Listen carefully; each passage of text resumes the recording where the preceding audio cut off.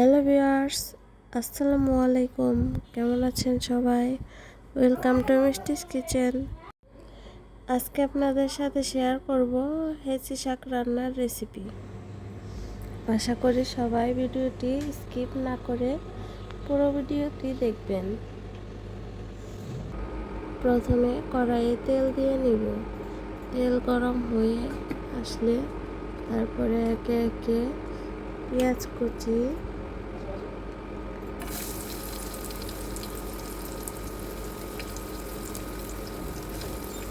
রসুন কুচি, তারপর দিয়ে দিব মরিচ কুচি, তারপর ভালোভাবে আস্তে আস্তে নেড়ে নিব। হেঁচি শাক রান্না করা খুব একটা ঝামেলার না। পেঁয়াজ কুচি, রসুন কুচি আর মরিচ কুচি দিয়ে তাতে হেঁচি শাক দিয়ে তারপর ভালোভাবে নাড়াচাড়া দিয়ে সিদ্ধ হয়ে গেলে নামিয়ে নেওয়া যাবে। লবণ দিতে ভুলে গিয়েছিলাম, এই জন্য এখন লবণ দিয়ে তারপর ঢাকনা দিয়ে ঢেকে দিব। শাক খাওয়া আমাদের স্বাস্থ্যের জন্য অনেক উপকারী।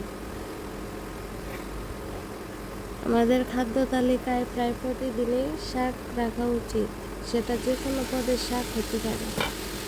এরপর ঢাকনা খুলে নেড়ে দিব। শাকের উপকারিতা অনেক, যা বলে শেষ করা যাবে না।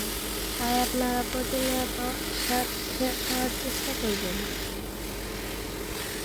আর হেঁচি শাক এটা সচরাচর প্রায় সব জায়গাতেই পাওয়া যায়। এটা আলাদা করে আর কষ্ট করে বোনা লাগে না। গ্রামাঞ্চলের মাঠে ঘাটে প্রায় সব জায়গায় এই শাকের দেখা মিলে।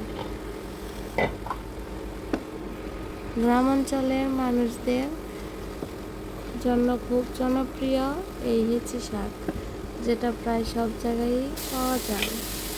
মাঠে ঘাটে সকল স্থানে এই শাক দেখা মিলে। আজকে এই পর্যন্তই। ভিডিওটি ভালো লাগলে লাইক, কমেন্ট, শেয়ার ও ফলো দিয়ে পাশে থাকবেন। আসসালামু আলাইকুম।